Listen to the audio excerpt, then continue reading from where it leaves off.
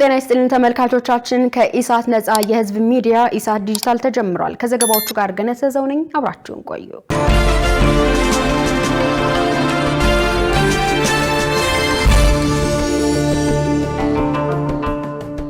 አፍሪካ ምጽዋት ሳይሆን ትክክለኛ የልማት አጋር ያስፈልጋታል ሲሉ የውጭ ጉዳይ ሚኒስትር ጌዲዮን ጢሞቴዎስ ገለጹ። 48ኛው የአፍሪካ ህብረት የሥራ አስፈጻሚ ምክር ቤት መደበኛ ስብሰባ በህብረቱ ዋና መስሪያ ቤት በአዲስ አበባ መካሄድ ጀምሯል። በዚሁ ጊዜ የውጭ ጉዳይ ሚኒስትር ዶክተር ጌዲዮን ጢሞቴዎስ የአፍሪካ ህብረትን መሰረት የሚያናጉ ህገ መንግስታዊ የመንግስት ለውጦችና የዓለም አቀፍ ጂኦፖለቲካዊ ሁኔታ የአህጉሪቱን ሰላምና ደህንነት እየተፈታተነ መሆኑን ገልጸዋል። አፍሪካ በፉክክርና የፍላጎት ማስፈጸሚያ ሜዳነት በሚመለከቱ ትልልቅና መካከለኛ ኃይሎች መነሻነት ከየትኛውም አቅጣጫ የሚመጡትን ችግሮች ለመከላከልም ህብረትን ማጠናከር እንደሚገባ ጠቅሰዋል። አፍሪካ ምጽዋት ሳይሆን እውነተኛ የልማት አጋር ያስፈልጋታል ያሉት ሚኒስትሩ ለዚህም ለአህጉራዊ አንድነትና የጋራ የልማት ዓላማዎች ስኬት በቁርጠኝነት መስራት እንደሚገባ አጽንኦት ሰጥተዋል። በአጀንዳ 2063 የምንፈልጋትን አፍሪካ እውን ለማድረግ ተግባራዊ የተደረገው የአፍሪካ አህጉራዊ ነፃ የንግድ ቀጣና ስምምነት በብዙ መልኩ በተሻለ ሁኔታ ተግባራዊ የተደረገ መሆኑንም አስረድተዋል።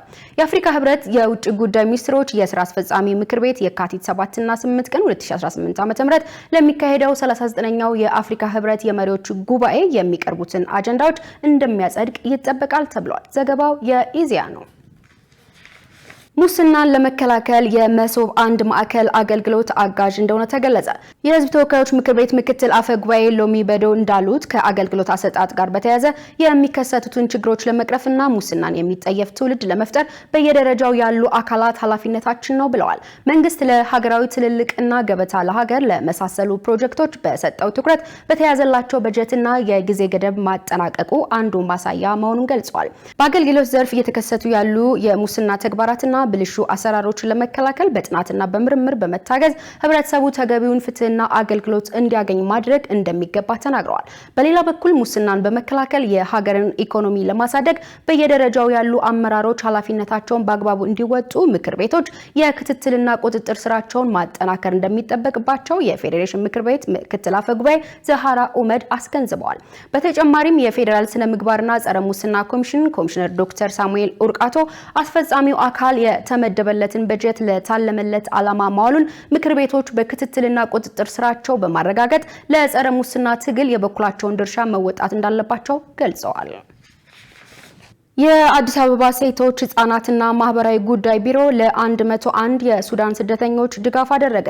በተያያዘ ድጋፉ በቂ ባይሆንም ከስደት ተመላሾቹ ባሉበት አካባቢ መደበኛ ህይወታቸውን መምራት እንዲችሉ ማስጀመሪያ መርሃ ግብር መሆኑን ቢሮ አስታውቋል። የዚህን ዜና ዝርዝር መሰረት ባዩ እንደሚከተለው ታቀርበዋለች።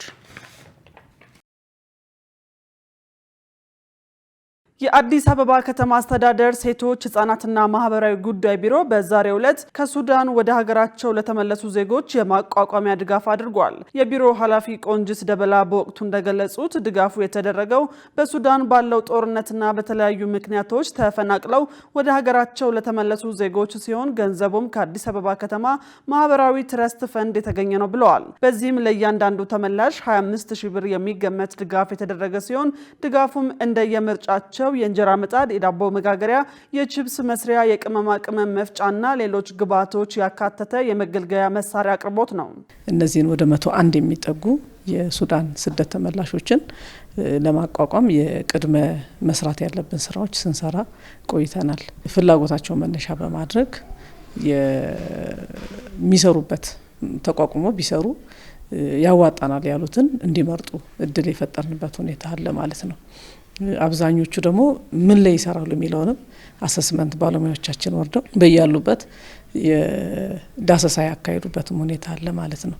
ስለዚህ የመረጡት ዘርፍና ሊሰሩ ያሰቡት ስራና እነሱ ያሉበት ሁኔታ ምን ይመስላል የሚለውን መነሻ በማድረግ በቴክኒክና ሙያ ደግሞ የሶፍት ስኪል ስልጠና ወይም ልል ስልጠና ምንለው ስራ እንዴት መስራት ይችላሉ፣ ምን ቻሌንጆች ሊገጥሟቸው ይችላሉ፣ በምን አግባብ ቢሰሩ ውጤታማ መሆን ይችላሉ የሚል ስልጠናም እንዲያገኙ የተደረገበት ሁኔታ ነው ያለው ማለት ነው። ቀሪው ገንዘብ ለስራ ማስኬጃ እንዲሆናቸው በባንክ ሂሳብ ገቢ የሚደረግ ሲሆን ቢሮ በቀጣይም ለተረጂዎቹ አስፈላጊውን ክትትልና ድጋፍ እንደሚያደርግ ኃላፊዋ አረጋግጠዋል። የቢሮ ኃላፊ አክለውም ድጋፉ ከስደት ተመላሾቹ ባሉበት አካባቢ መደበኛ ህይወታቸውን መምራት እንዲችሉ ማበረታቻ መሆኑን ገልጸዋል። በቂ ነው ብለን አይደለም፣ ካሉበት ችግር ተሯሩጠው እንዲወጡ ለማስቻል የሚያግዝ ነው፣ ድጋፍ የሚያደርግ ነው እንጂ እንግዲህ ብዙ ነገር አጥተው የሚመጡ ናቸው። እነዚህ እዛ አንዳንዱ ቤተሰብ መስርቶ ሀብት አፍርቶ ባንክ አካውንት ያለው ሁሉ ትቶ ነው የመጣው። ያው የስደት አንዱ አስከፊነት እሱ ስለሆነ ማለት ነው። እቺ ግን ትንሽ ወደ ስራ ከምንም ይሻላል፣ ቢያንስ ማገዝ አለብን መደገፍ አለብን በሚል ነው። የግራንት ነው የሚመለስም አይደለም ያገኘነው ፈንድም ስለሆነ ማለት ነው። እና ለዛ ትልቅ መነሻ የሚሆናቸዋል ብለን አስበን ይሄን ያደረግነው። ይህ የማቋቋሚያ ድጋፍ ከሁሉም የከተማዋ ክፍለ ከተሞች ለተውጣጡ ተመላሾች የተሰጠ መሆኑ በወቅቱ ተመልክቷል። የተከበራችሁ ተመልካቾቻችን ከኢሳት ነጻ የህዝብ ሚዲያ ኢሳት ዲጂታል ዜናዎች እንደቀጥል ናቸው። አሁን ደግሞ ወደ ውጭ ዜና ተሻገርን።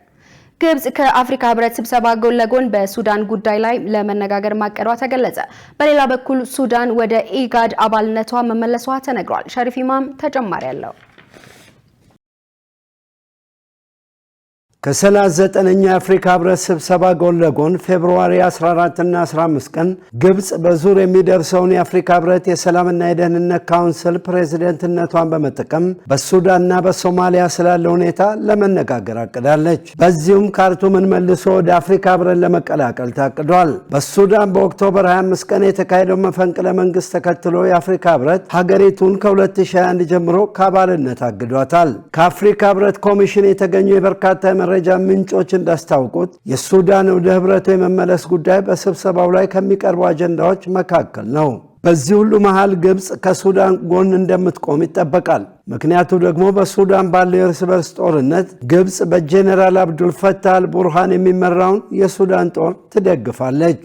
ፌብሩዋሪ 8 ቀን የሱዳን የምስራቅ አፍሪካ የልማት በይነ መንግስታት ባለስልጣንን መልሳ ለመቀላቀል መወሰኗን ጅቡቲ ያስታውቃለች። የመሆኑ ደግሞ ሱዳን አፍሪካ ህብረትን መልሳ ለመቀላቀል ያቀረበችውን ጥያቄ ቀና ያደርገዋል ተብሏል። ፌብሩዋሪ 9 ቀን አዲስ አበባ የገቡት የቀድሞ የሱዳን ጠቅላይ ሚኒስትር አብደላ ሐምዶክና የእሳቸው ተጣማሪ የሆኑ በበኩላቸው የሱዳንን መልሶ ወደ ህብረቱ መቀላቀልን ለመከላከል ያለመ እንደሆነ ተገልጿል። መደበኛ ያልሆነ ውይይት ከአፍሪካ የሰላምና የደህንነት ካውንስል ስብሰባ ቀደም ብሎ በሱዳን ተወካዮች መካከል ይካሄዳል። አምባሳደር ኤልዘን ኢብራሂም ሁሴንን ጨምሮ የሱዳን ከአፍሪካ ህብረት መታገድን ተከትሎ አምባሳደር ኤልዘን በኢትዮጵያና በአፍሪካ ህብረት የሱዳን ቋሚ መልእክተኛ የሚለውን ኃላፊነት እንደያዙ ናቸው። ግብጽ በተጨማሪ የሱዳን ጦር የሚመራው መንግስት ጠቅላይ ሚኒስትር የሆኑት ከማል ኢድሪስ በስብሰባው ላይ እንዲካፈሉ ጥረት እያደረገች ነው። ከኦክቶበር 2004 ጀምሮ ይህንን ጉዳይ ወደፊት እየገፋች ቢሆንም ካይሮ የአፍሪካ የሰላምና ደህንነት ካውንስል ፕሬዝዳንት ከሆነች ከኦክቶበር 2004 ጀምሮ ይህንን ጉዳይ ወደፊት እየገፋች ቢሆንም ውጤት ግን ማስመዝገብ አልተቻላትም። የአፍሪካ የሰላምና ደህንነት ካውንስል ፕሬዝዳንትነት ምርጫ በየሁለት ዓመት የሚካሄድ ነው። በዚህም ለካውንስሉ አባልነት 15 ሀገራት ይመረጣሉ። የካውንስሉ ፕሬዝዳንትነት በየወሩ ሆኖ በዙር የሚደርስ ነው።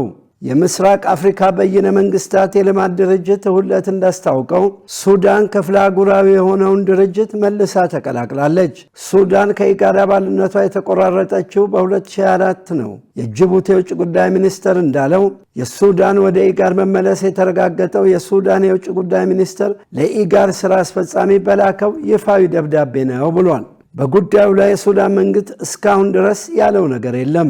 እዚህ ውሳኔ ላይ የተደረሰው የሱዳኑ ጠቅላይ ሚኒስትር ከማል ኢድሪስ ጃንዋሪ 28 ቀን በጅቡቲ ጉብኝት ካደረጉና ከፕሬዚዳንት ኢስማኤል ኦማር ጌሌና ከኢጋድ አመራሮች ጋር ከተነጋገሩ በኋላ ነው። ዜናውን ስናዘጋጅ አፍሪካ ኢንተለጀንስ እና ሱዳን ትሪቢዩን በመረጃ ምንጭነት ተጠቅመናል። የተከበራችሁ ተመልካቾቻችን ከኢሳት ነጻ የህዝብ ሚዲያ ኢሳት ዲጂታል ዜናዎች በዚሁ ተጠናቀዋል። ከዘገባዎቹ ጋር ገነስዘው ነበር። ሰናይ ጊዜ